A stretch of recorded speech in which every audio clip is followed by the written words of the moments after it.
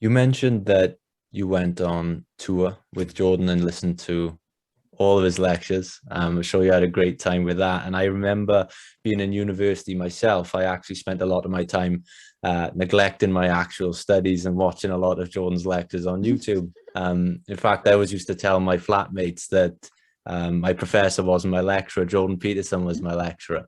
And there was one rule in particular that I to this day changed my life, and that is that to treat yourself like someone you're responsible for helping. That had a massive impact on me, and it does every day. It's in my mind when I make decisions. But turning it to you, is there a particular rule for life or a lesson that you've listened to, Jordan speak about loads of times that resonates with you quite deeply? Is there one in particular that sticks out?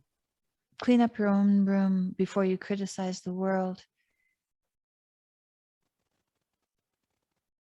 That can just be in your conversations around your neighborhood, the people who are bent on trying to save the planet before they have managed to be mature in their own relationships and take care of what is theirs.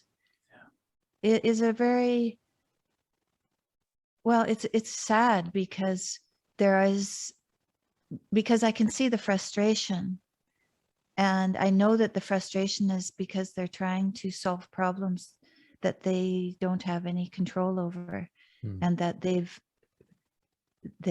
moved on past themselves to do something else, and that means that divine part of themselves is languishing.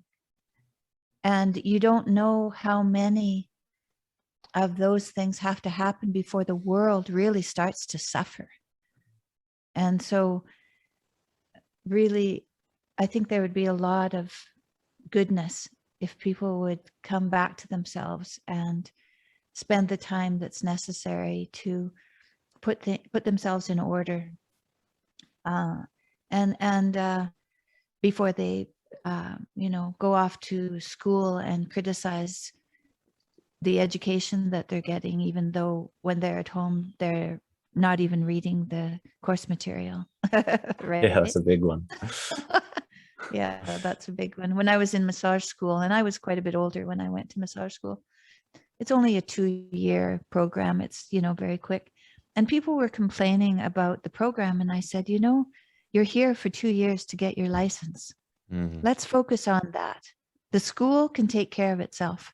So it was, but sometimes when you're doing something and you're finding it challenging, you can focus on who wrote the book and if they wrote it very well, instead of trying to get an understanding of what was written. I had a friend, he's no longer with us. He ended his life when he was 40. He was a very complicated and troubled person, but he came to live with Jordan and I when we had a little girl. We had Michaela. She was only 1 or 2 when he lived with us.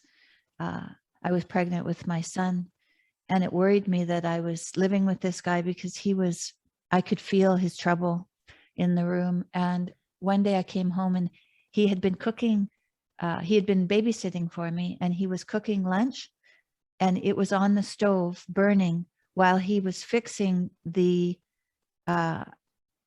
foot of the stove. So he was there. Yeah.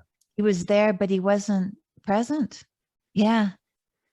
Yeah. And it had to do with resentment for doing something that he didn't think, maybe it was below him, what he thought was, these are complicated things, but sometimes when you're not paying attention, there's something else that's going on that is veering you off this path that you have to stay on present so that you don't burn down the house, for instance.